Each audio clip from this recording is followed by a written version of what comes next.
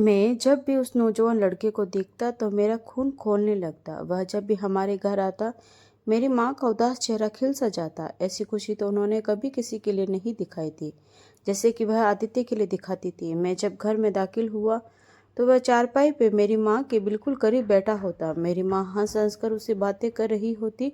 मैंने आज तक कभी अपनी माँ को हंसते नहीं देखा था, लेकिन उस नौजवान में न जाने ऐसी क्या बात थी कि मेरी माँ उसे देखकर हंसने लगती। उनका चेहरा यूं खिल जाता जैसे कि कोई खिलता गुलाब हो। मैंने बड़ी तीखी और खुली नज़र से उस नौजवान को देखा था। मुझे यूं देखता पाकर वह फौरन चारपाई से खड़ा हो गया। कहने लगा, अच्छा अब मैं चलता हूँ। शायद मेरे आने से वह कुछ घबरा गया था। मेरी माँ कहने लगी, बैठो बैठो, अभी नहीं जाना। आज तो मैंने तुम्हारी पसंद का खाना बनाया है। रुको, अभी तुम्हें खाना लाकर देती हूँ। मेरी माँ की बात अभी यहीं तक ही पहुँची थी कि उनकी मुझ पर नज़र पड़ी थी। मुझे देखते ही जैसे उनका मुस्कुराता चेहरा दोबारा से उदास हो गया। उनकी बोलती हुई जुबान बंद हो गई थी। मैं सुबह घर से गया था, अब थका हारा लौटा था, लेकिन मेरी माँ के चेहरे पर मुझे देखकर फीकी सी भी मुस्कुराहट तक नहीं आई थी। ना ही मुझसे ये पूछा कि बेटा तुम्हें भूख लगी होगी, जाओ हाथ मुंह धो लो। उन्हें बस आदित्य की फिक्र थी। मैंने भी बिना लिहाज किए आदित्य से कहा कि तुम तो जा रहे थे, गए नहीं अभी तक। जाओ, तुम्हें देर हो रही होगी। मेरे चेहरे का रंग देखकर वो फौरन चला गया। मेरी माँ के चेहरे पर तेवर से चढ़ गए। कहने लगी, उसे भूख लगी थी, खाना तो खाने देता। माँ की बेचैनी उस लड़के के लिए देखकर मेरे अंदर आग सी लग गई थी। मैंने कहा, अपने घर जाकर खा लेगा, मैं थका हुआ आया हूँ, मुझे खाना दो, मेरी फिक्र किया करो। यह कहकर मैं अपने कमरे में चला गया। मैंने आदित्य को दबे दबे लफ्ज़ों में अपने घर आने से मना किया था, मगर आज फिर वह लड़का मेरे घर में आया था। मैं घर में आ रहा था और वह घर से जा रहा था। उसने मुझसे नमस्ते किया, मैंने भी उसको नमस्ते का जवाब दिया, लेकिन मेरे चेहरे पर गुस्सा था। उसने भी नोट कर लिया कि उसके आने जाने से मैं खुश नहीं हूँ, लेकिन अगले दिन वह फिर से मौजूद था। उसको हिम्मत सिर्फ मेरी माँ की वजह से मिल रही थी, क्योंकि वह मेरी माँ से मिलने के लिए ही आता था। मैं बहुत ज़्यादा परेशान था। मेरे पापा इस दुनिया में नहीं थे और उनके जाने के बाद इस घर की जिम्मेदारी मेरे ऊपर थी। मेरा नाम महेश है, हम लोग गांव में रहते हैं। मेरी माँ की शादी बहुत ही कम उम्र में हुई थी।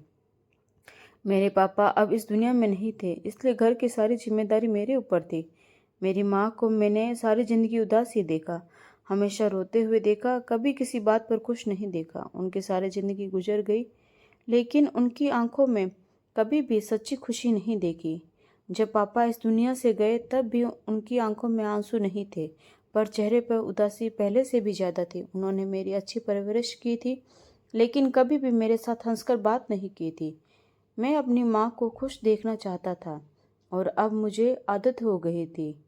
मेरी माँ की उम्र कोई इतनी ज़्यादा नहीं थी, वह भी जवान खूबसूरत लगती थी, लेकिन हमारे समाज में एक विधवा औरत की दोबारा शादी करवाना बहुत मुश्किल काम होता है, वह भी जब उसकी औलाद जवान हो। मेरे दिमाग में भी कभी ऐसी कोई बात नहीं आई।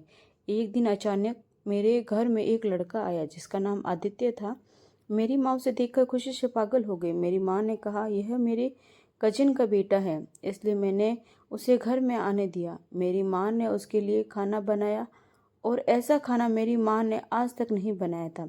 मैं तो हैरान रह गया कि इतना मज़ेदार खाना भी इनको बनाना आता है, जबकि मेरी उम्र 19 साल की थी और 19 साल में मैंने इनके हाथ का बना हुआ इतना अच्छा खाना आज तक नहीं खाया था। उन्होंने आदित्य के साथ आगे सारे खाने बनाकर रख दिए। टेबल ऐसे भर दी जैसे कोई शादी में आता हो। उसने भी मज़े ले लेकर खाना खाया। मेरी माँ उससे बातें करती रही, अपने पुराने रिश्तेदारों के बारे में पूछती रही। मेरे पापा ने कभी मेरे माँ के रिश्तेदारों को घर में आने नहीं दिया, क्योंकि उनके माँ बाप तो वैसे ही जिंदा नहीं थे और बाकी जो दूर दराज के रिश्तेदार थे, मेरे पापा ने उनको घर में नहीं आने दिया। वह कहते थे कि बार बार लोगों का आना जाना अच्छा नहीं है। मेरी भी यही सोच थी, और यह लड़का मेरी माँ के कजिन का बेटा था, इनके किसी भाई या बहन का बच्चा नहीं था। और फिर माँ के कजिन का बेटा जिसको मैंने आज तक कभी नहीं देखा था, लेकिन अब वह हमारे घर में आता जाता था, और जैसे ही घर में दाखिल होता तो मेरी माँ की खुशी दुगनी हो जाती। थी, उनके चेहरे पर मुस्कुराहट आ जाती थी। मैं तो यह तक भूल गया था कि मैंने अपनी माँ को आखिरी बार मुस्कुराते हुए कब देखा था। लेकिन अब जब से वह हमारे घर में आ रहा था, मेरी माँ बहुत ज़्यादा खुश थी। यहाँ तक कि मेरी माँ बीमार रहती थी, अचानक से उनका ब्लड प्रेशर लो हो जाता था। डॉक्टर ने यही कहा था कि परेशानी और टेंशन की वजह से इनका ये हाल हो गया है। लेकिन आजकल वह बहुत खुश थी। उनको खून की कमी भी थी, लेकिन अब उनका चेहरा चमकने लगा था और आदित्य भी हर दूसरे तीसरे दिन आ जाता था। मेरी माँ के लिए चीज़ें भी लेकर आता था। मेरी माँ ने कहा कि यह सारी ज़िंदगी बाहर रहा है, अब वापस गांव आ गया है, इसलिए मुझसे मिलने के लिए आ जाता है। शुरू शुरू में मुझे इतना फ़र्क नहीं पड़ा, लेकिन अब मेरे कान बजना शुरू हो गए थे, क्योंकि मैं नहीं चाहता था कि इसका हमारे घर में इतना आना जाना हो। और मेरी माँ की हरकतें भी कुछ अजीब थी। वह घर में आया तो मैंने देखा कि माँ ने नए नए कपड़े पहने थे। वह तैयार हुई थी। मैंने कहा कि कहीं जाना है क्या, गांव में कोई शादी है, जबकि मुझे तो पता नहीं था। माँ ने कहा, नहीं ऐसी बात नहीं है, ऐसे ही बस दिल किया तैयार होने का तो हो गए। ऐसे तो मेरी माँ तब तैयार नहीं होती थी जब मेरे पापा जिंदा थे। वह मेरी माँ को कहते, खुद को सजा संवार के रखा करो, और औरत को अपने पति के लिए सजना संवरना चाहिए।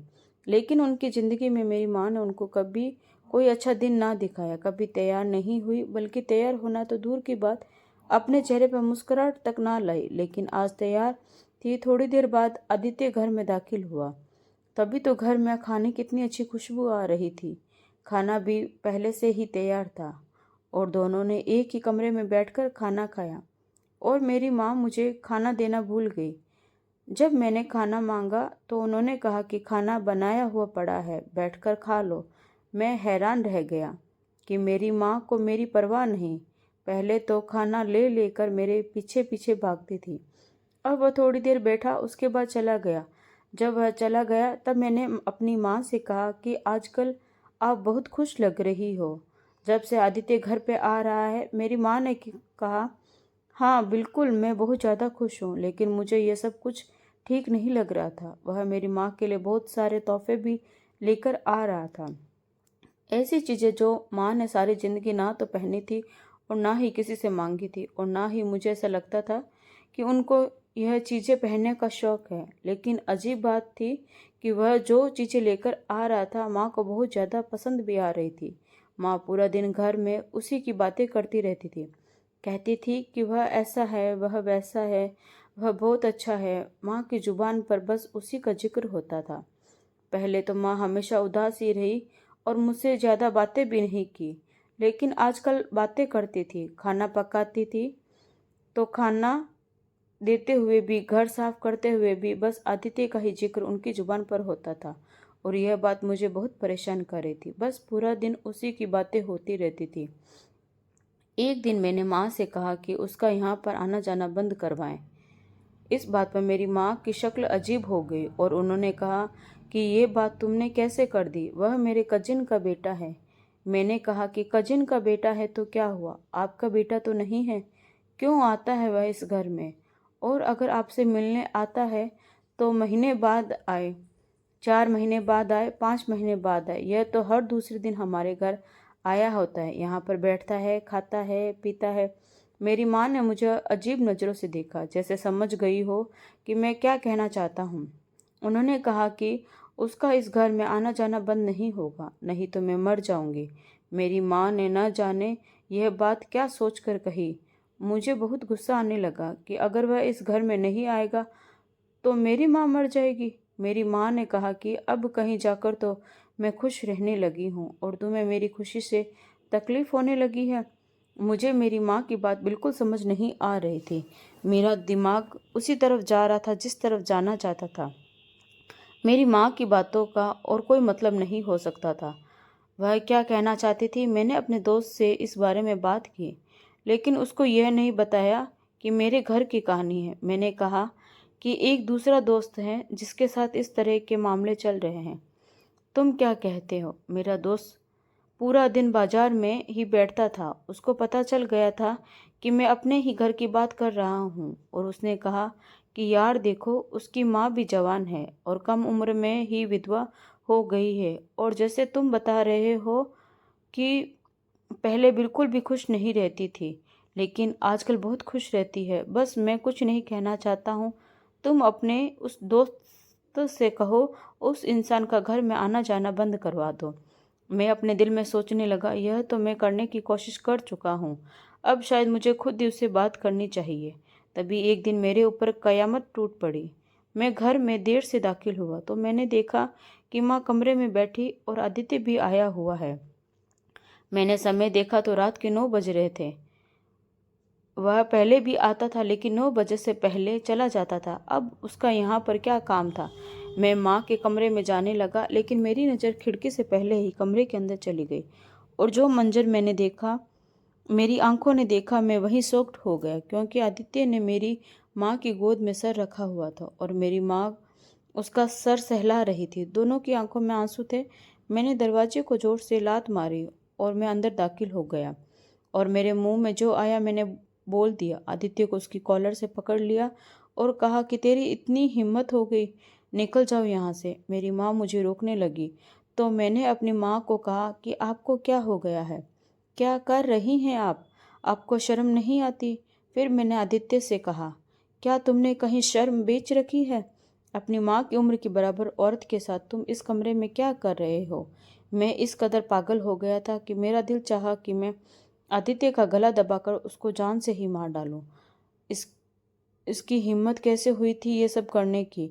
मेरी आंखें उस वक्त खून बरसा रही थी। मैं इस कदर गुस्से में था कि लग रहा था कि गुस्से में पागल होकर कोई गलत कदम ना उठा लूं।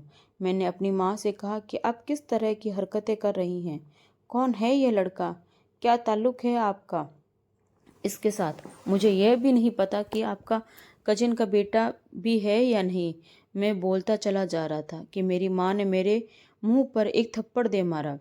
माँ ने बुरी तरह से रोना शुरू कर दिया और उसके बाद मुझे ऐसी बात बताई कि मैं अपने ही नज़रों में गिर गया। मेरी माँ ने कहा, तेरी इतनी जुबान खुल गई कि आज तू अपनी माँ ही पर इल्ज़ाम लगा रहा है। तेरे शब्दों के तीर मेरे दिल में आर पार हो गए। तेरे पिता से ज़बरदस्ती मेरी शादी करवाई गई थी। मेरी पहले से ही शादी हो चुकी थी, बहुत कम उम्र में, लेकिन वह शादी मेरी पसंद की थी। प्यार करती थी मैं उस इंसान से। माँ बाप ने शादी करवा दी, किस्मत ने धोखा दे दिया। वह इंसान इस दुनिया में नहीं रहा।